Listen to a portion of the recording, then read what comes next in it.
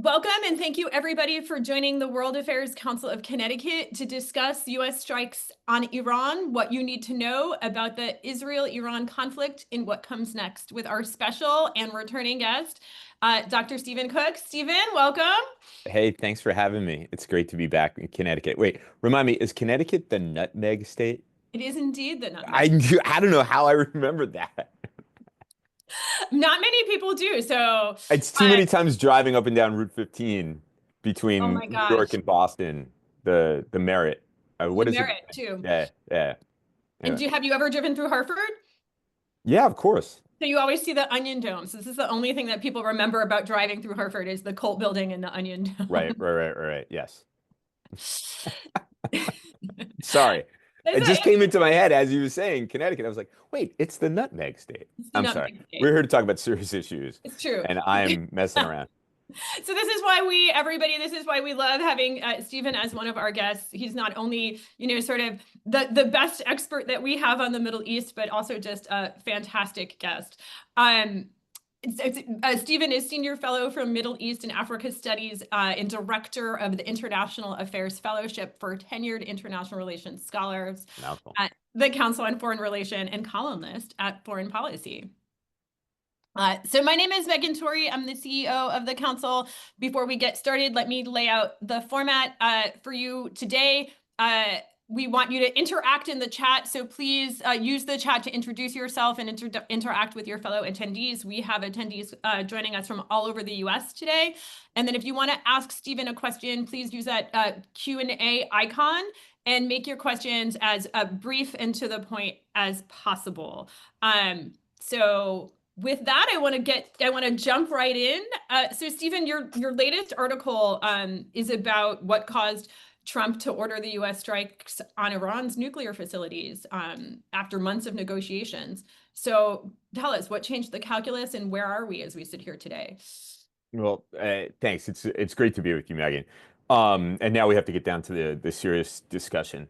I think for a lot of people who have been watching the president and his approach to Iran, uh, for since at least April, when he announced that there would be direct negotiations between the United States and Iran, we're expecting that the president would not, in fact, undertake military operations against Iran. That he had repeatedly said over and over again that he wanted an agreement, and I think he still does want an agreement. Um, there's really kind of two explanations for why the United States undertook Operation Midnight Hammer on June 21st. One is that this was the entire run up to this episode, beginning with the Israeli military operations against Iran on June 13th, was a ruse. That the president had grown frustrated over time with the Iranians. He wanted a quick deal, and that there was a lot of deception, and that this was his intention all along. I don't believe that. That is something that I think was spun out in social media by a variety of pro-Israel accounts, pro-Trump, pro-Israel accounts. I don't think that that's the case at all. I think that the president, based on my understanding of the situation, the president neither gave the Israelis a green light nor a red light in undertaking what they called Operation Rising Lion. Um, and once they demonstrated a lot of success through June 14th and June 15th, the president started leaning into what the Israelis were doing. You can see that from his social media feed. I believe you call it truthing out or truthing. And you can see from his posts on Truth Social that he, as the 15th, the morning of the 15th is when he really started leaning into the Israeli operations. And within a couple of days, he started talking about we control the skies over Iran, which led to actually a fairly hilarious response from a variety of Israeli social media users, which I won't get into. But there is a famous T-shirt that's sold in the old city of Jerusalem, which it says, "Don't worry, America, Israel's behind you." It was those kinds of comments when the president started talking about we. So I think the president likes a winner, and so he was predisposed to get on board with the Israelis once they demonstrated a lot of proficiency. I think the second thing is that the Israelis had been talking to him convincing him, using their all their diplomatic efforts to suggest to the president that an American strike on Iran would not only be in Israel's interest, but would also be in the U.S. interest. And that, once an Iran program was disabled, it would require less American commitment to the security of the region. A lot of people who should know better have talked about this in language that I think is really kind of unfortunate about Israel dragging the United States into a war and so on and so forth. I think that any Israeli prime minister would do the same thing, given the fact that the Israelis perceive an existential threat from Iran's nuclear program, its ballistic missile program, and its proxies. And so this is something that I think the president has then subsequently used with the Israelis, or is about to use with the Israelis, is that Prime Minister Netanyahu had tried to convince George W. Bush. He got nowhere. He tried to convince Barack Obama. He got nowhere. He tried to convince Trump during his first term. He got nowhere. And then President Biden. And then finally, the president decided that this was going to be in the U.S. interest. And now it seems as if President Trump is going to exact a pound of flesh from Prime Minister Netanyahu. Given the way, we understand the president views these things, he did Prime Minister Netanyahu a solid. Now it's time for Prime Minister Netanyahu to do a solid for the president. And I'll note that the Prime Minister's primary advisor was in Washington yesterday, and we're expecting Prime Minister Netanyahu, primary advisor being Ron Dermer, and we're expecting the Prime Minister in Washington on Monday. And then I think the third reason that changed the president's mind or convinced him was that the Iranians showed no flexibility whatsoever. Throughout the Israeli campaign, they maintained their basic demands on their right to enrich and a variety of other demands that they had been making in 5 meetings between the president's envoy, Steve Witkoff, and the Iranian delegation. And so I think the president was looking for leverage with the Iranians, and what better way to gain some leverage than to do a lot of damage to the nuclear program. Of course, the president didn't do himself many favors when, on the night of the U.S. strikes on Iran, he declared that the United States had totally obliterated the nuclear program. But nevertheless, he seems to believe, regardless of the damage, which I'm certain there's a lot of damage, that this gives him some leverage with the Iranians. As he likes to say, we'll see. Because so far, of course, we don't know what's going on behind the scenes, but so far the Iranians have publicly stated that they're not interested in negotiations just yet. So you mentioned it. So let's talk a little bit about what we know about the efficacy of the strikes. Do we have any more clarity on its impact? We know that there have been broadly differing reports. Yeah, look, I'm going to write my next column on the kind of postmodern foreign policy, pivoting off of the kind of different narratives about the bomb damage assessment. To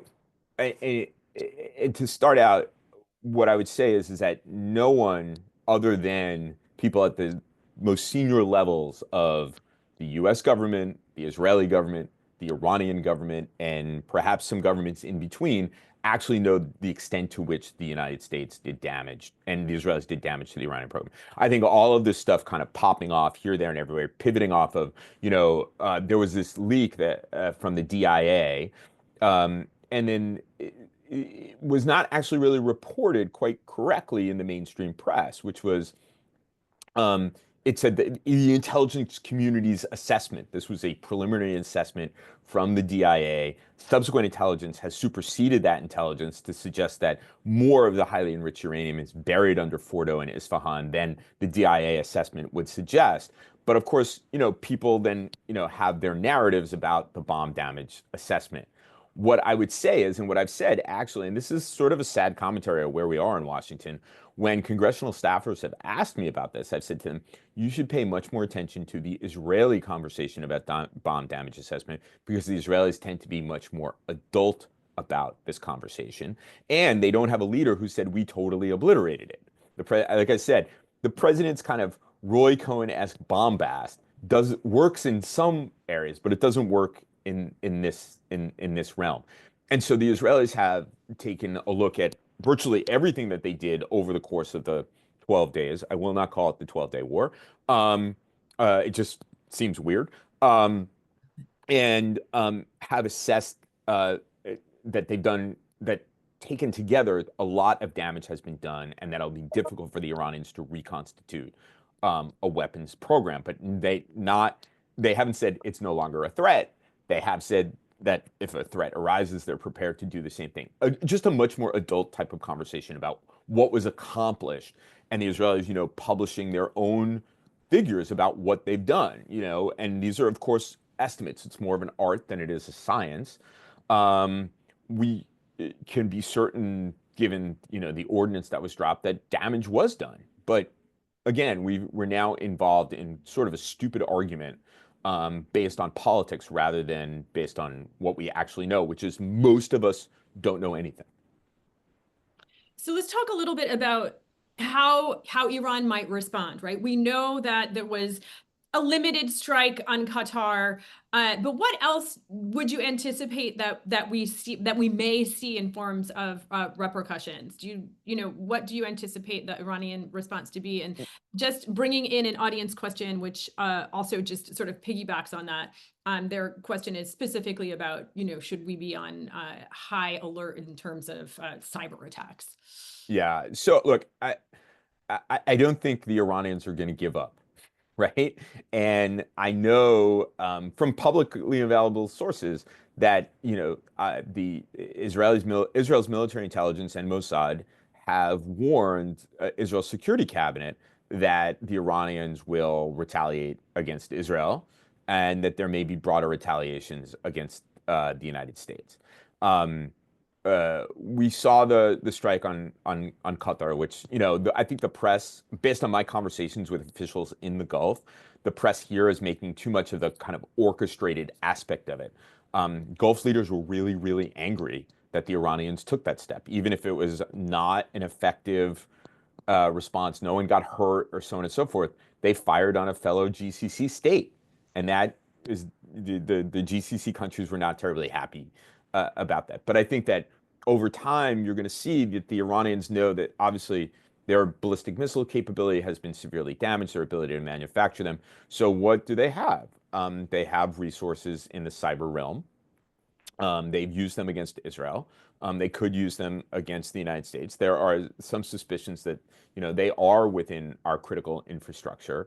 Um, we don't know, and we don't know how well prepared we are for that, given the administration's decision to kind of reorganize the Department of Homeland Security. And then we also know that Iran has global reach in terms of terrorism. Now, its proxies in the Middle East have been greatly weakened, but that doesn't mean that there's no capability there. And when I mean global reach, I really mean global reach, not just in adjacent regions like Europe, which would be an obvious place, but also if you go back to 1993, the bombing of the Jewish center in Buenos Aires, the Israeli embassy in the same country. These are things that I think people should be aware of. There's been a lot of talk on cable news about sleeper cells and so on and so forth. I mean, I wouldn't, get completely spun up about this kind of stuff, but I do think that we are in a higher threat environment than we were. The Iranians have tried to assassinate the Saudi ambassador in the United States. They wanted to put a hit out on President Trump. There are a number of people from his previous administration who have faced assassination threats, and the United States government, until very recently, paid for their security. The Iranians, absent the end of this regime, one can expect the Iranians to respond in some important way. Right, and it might not be today, tomorrow, or next. Right, that's exactly right. Um, Another question from the audience, and if you're writing in the Q&A, please feel free to write your name and where you're coming from.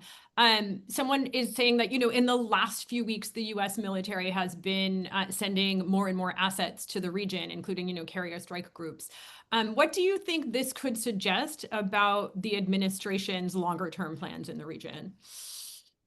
Well, look, I think when the United States, in preparation for undertaking a strike that they undertook on June 21st, requires a lot of assets. The U.S. military doesn't do anything half-assed. Pardon me, can I say that? Um, the planners want to use everything that they possibly can to ensure the success of the mission. I think that the residual forces in the region are there. Should there be a retaliation, should U.S. forces also have to come and assist the Israelis in the air defenses, as they did throughout those 12 days. So as long as the threat level in the region remains high and that the ceasefire remains just a ceasefire without any kind of institutionalized end to the conflict, I think the United States is going to be there. I do think, however, and this is something that I've said over and over again and have written about, is that as a result of uh, the U.S. strike, um, and absent a change in regime in Iran, and the possibility that the Iranians um, focus their efforts on developing uh, their weapons capability, that the United States is going to be in the region in a more robust way than the president envisioned when he took the oath of office in January. And that is primarily a deterrence and containment mission, something that we've done before. We did that back in the 1990s with both Iran and Iraq. It would be a much more serious type of undertaking now because the suspicion being that the Iranians would be driving towards nuclear weapons capability. I think that that's an appropriate response to the situation. It's a realistic policy. It neither precludes negotiation nor the use of military force. And it doesn't require an invasion force of 200,000 service people in the region, but it does require a fairly robust American presence in the region. This is not what I think people expected from President Trump, but we know that President Trump makes decisions often based on what his gut is, and the professional bureaucracy has to catch up rather than there being an actual policy process in which a variety of options are discussed. So sort of following up on that, a question from Jonah. Dr. Cook, how do you perceive the short and long-term objectives of both Israel and Iran in this conflict? Do you anticipate, Israel to be satisfied with the damage it's done? Right.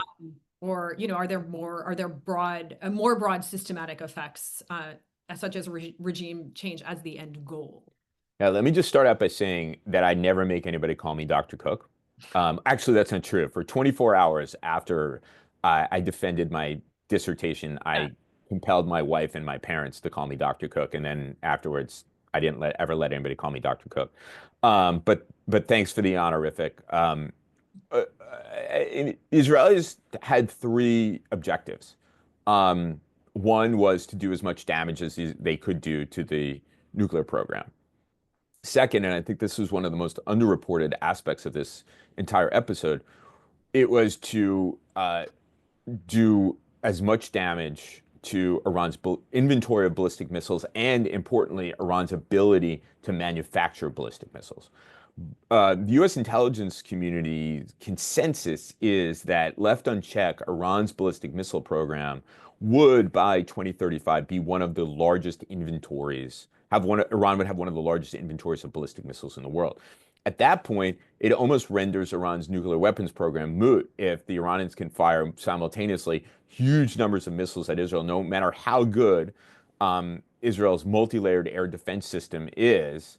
It would be overwhelmed. It performed extraordinarily well under these circumstances, 90% interception rate. But the 10% that got through tended to do some significant damage. The Israelis they have been working on a fourth generation of their Arrow system, and they have recently announced that their interception rate is going to go up. The gold standard had been 90%, which is what they want. Now they want to up it to well into plus 95%.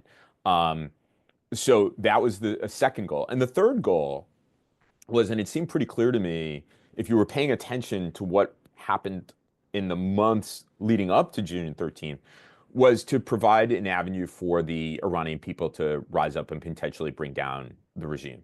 I don't think anybody really was thinking about that in those terms, but if you listen to what Prime Minister Netanyahu has had to say over recent months, if you heard him after the operations began, the target set that the Israelis went after, certainly state organizations that were dedicated to political and social control, besiege headquarters, which came towards the end, but there was throughout the 12 days, the Israelis went on after state television. They hacked into state television and said Iranians rise up against the regime, and the idea being that and a gamble and a risky one at that, that a new regime would a more benign new regime, I should say, would make Iran's nuclear program far less threatening to the Israelis. Wasn't a primary goal, but it was definitely a goal of the Israelis. And I think their view was, we're obviously not going to march an army into Tehran, a la the United States in 2003.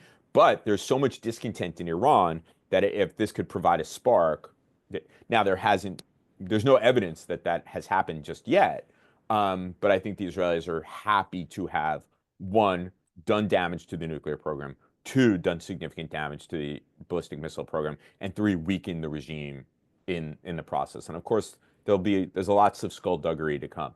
The U.S. goal was to help, in keeping with American policy, help to ensure Israeli security, which the United States did through its primary naval assets in the Mediterranean and air assets in shooting down waves and waves and waves of Iranian UAVs that never made it to Israeli territory, and with regional partners like the Jordanians, and then finally to do damage to Iran's nuclear program.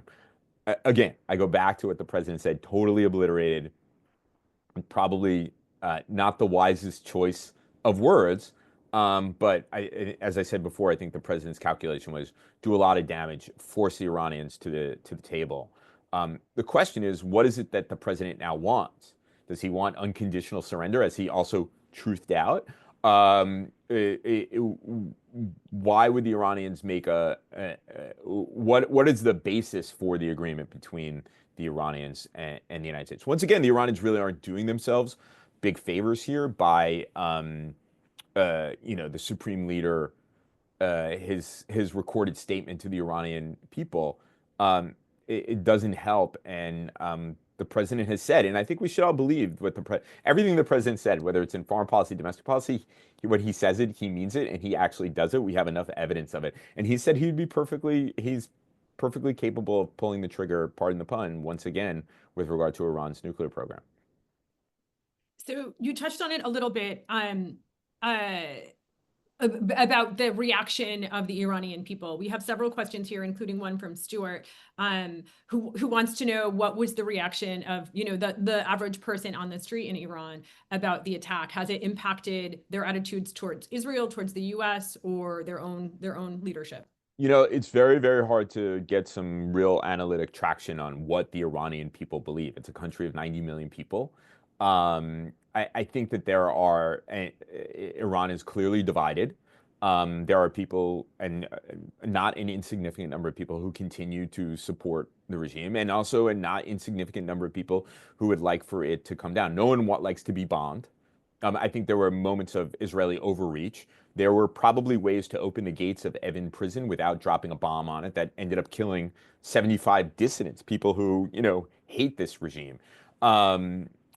But my Iranian contacts have long believed that neither negotiation over the nuclear program nor military action was the best way to bring about the end of this regime. That the regime was so dysfunctional, the economic situation was so bad, that Iranians the broad unpopularity of the regime would eventually bring this regime down, and probably sooner rather than later. Now, they're dissidents, and so there's lots of hope with that, but they felt that negotiation was giving a lifeline to an awful regime, and that military operation would either create a rally around the flag effect and put the opposition in a bad position by giving the regime an opportunity to paint them as supporters of Israel and the United States. And there were plenty of Iranians outside of Iran who were cheering on the Israelis and the United States, and I'm sure there were